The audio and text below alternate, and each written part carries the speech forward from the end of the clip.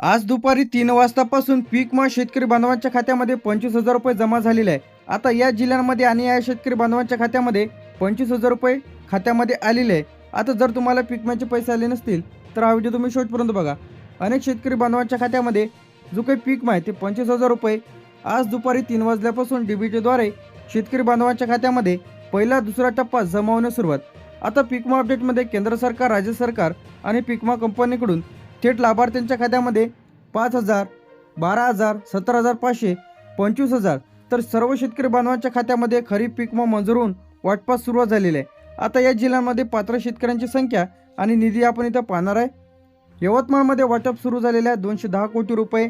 आता 2.45 लाख शेतकरी बांधवांच्या खात्यामध्ये पीक विमा जमा होत आहे। नाशिकमध्ये 185 कोटी रुपये मंजूर झालेले आहे। 2,10,000 शेतकरी बांधवांच्या खात्यामध्ये पैसे तर जमा होत आहे। पुण्यामध्ये 160 कोटी रुपये इथं आलेले आहे। 1,95,000 शेतकरी बांधवांच्या खात्यात पीक विमा जमा होत आहे। बीडमध्ये 145 कोटी रुपये इथं आलेले आहे। 1,82,000 शेतकरी बांधवांच्या खात्यामध्ये पीक विमा जमा होत आहे। परभणीमध्ये 120 कोटी शेतकरी आहेत तर 1,55,000 शेतकरी बांधवांच्या खात्यात पीक विमा जमा होत आहे। लातूरमध्ये 115 कोटी रुपये मंजूर झालेले आहे। 1,45,000 शेतकरी बांधवांच्या खात्यामध्ये पीक विमा जमा होत आहे। बुलढाण्यामध्ये 105 कोटी रुपये मंजूर झालेले आहे। 1,35,000 शेतकरी बांधवांच्या खात्यामध्ये पीक विमा जमा होत आहे। अकोल्यामध्ये 95 कोटी रुपये इथं आलेले आहे। 1,22,000 शेतकरी बांधवांच्या खात्यामध्ये पीक विमा जमा होत आहे। वाशिममध्ये 90 कोटी रुपये इथं आलेले आहे। 1,18,000 शेतकरी बांधवांच्या खात्यामध्ये पीक विमा जमा होत आहे। हिंगोलीमध्ये 85 कोटी रुपये इथं आलेले आहे। 1,10,000 शेतकरी बांधवांच्या खात्यामध्ये पीक विमा जमा होत आहे। अमरावतीमध्ये 80 कोटी रुपये इथं आलेले आहे। 1,05,000 शेतकरी बांधवांच्या खात्यामध्ये पीक विमा जमा होत आहे। जालन्यामध्ये 75 कोटी रुपये मंजूर झालेले आहे। 98,000 शेतकरी पात्र आहेत त्यामध्ये। नांदेडमध्ये 70 कोटी रुपये इथं आलेले आहे। 92,000 शेतकरी पात्र आहेत त्यामध्ये।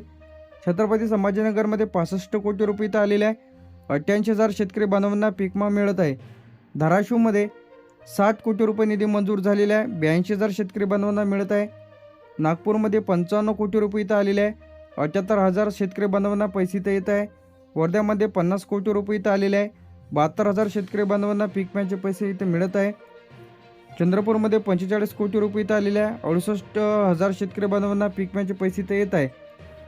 गडचिरोलीमध्ये 40 कोटी रुपये इथं मंजूर झालेले आहे। 60,000 शेतकरी बांधवांच्या खात्यात इथं येत आहे। धुळेमध्ये 35 कोटी रुपये इथं मंजूर झालेले आहे। 55,000 शेतकरी बांधवांच्या खात्यात येत आहे। जळगावमध्ये 30 कोटी रुपये इथं आलेले आहे। 50,000 शेतकरी बांधवांच्या खात्यामध्ये इथं येत आहे। याचप्रमाणे ते आपलं अहमदनगरमध्ये 28 कोटी रुपये इथं आलेले आहे। 46,000 शेतकरी पात्र आहेत।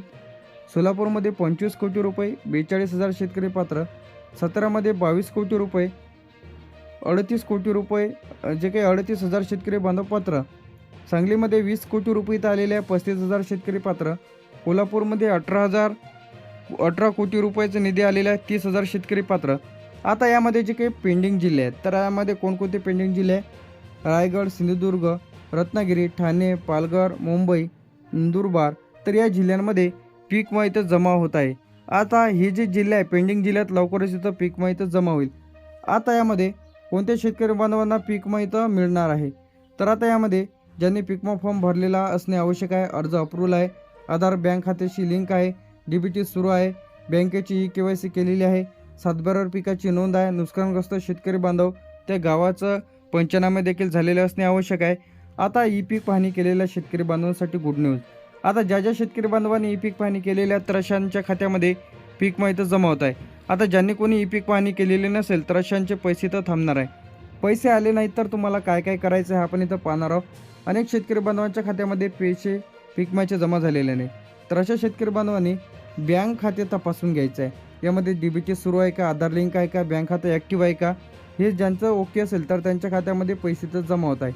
आता इथे KYCचं आता ज्यांची कोणाची KYC राहिलेली आहे बँकेची तर अशाने बँकमध्ये जाऊन तुम्ही तुमची KYC करून घ्यायची आहे। यानंतर येते ई पीक पाहणी। आता ई पीक पाहणी झाली की नाही चेक करा। ई पीक पाहणीच्या यादीमध्ये तुमचं नाव चेक करा। आता ई पीक पाहणीच्या यादीमध्ये नाव असेल तरच तुम्हाला पीक विमा इथं मिळणार आहे। तर लगेच तपासा ई पीक पाहणी झाली की नाही।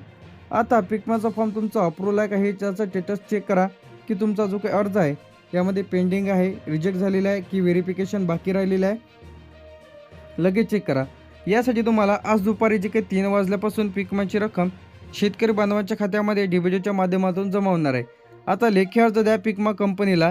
आता हा अर्जाचा नमुना इथं तर याप्रमाणे लेखी अर्ज आपल्याला इथे लिहायचा आहे। तर यामध्ये जे की पीक विमा कंपनीकडे लेखी अर्ज नमुना, तर यामध्ये प्रति व्यवस्थापक महोदय, तर आता यामध्ये आपला तालुक्याला जिल्ह्याला पीक विमा रक्कम न जमा झाल्याबाबत अर्ज महोदय।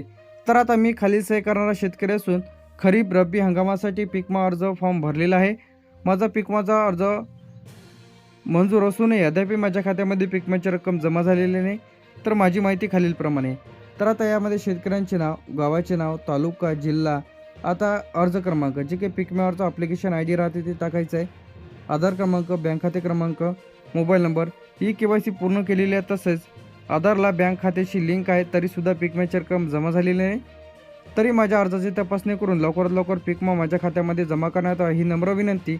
आता त्यासोबत जोडायचे कागदपत्र, आधार कार्डची झेरॉक्स, बँक पासबुकची झेरॉक्स, पीक विम्याची पावती 7/12/8 आणि KYC केलेल्याचा पुरावा असेल तर नाही दिला तरी चालेल।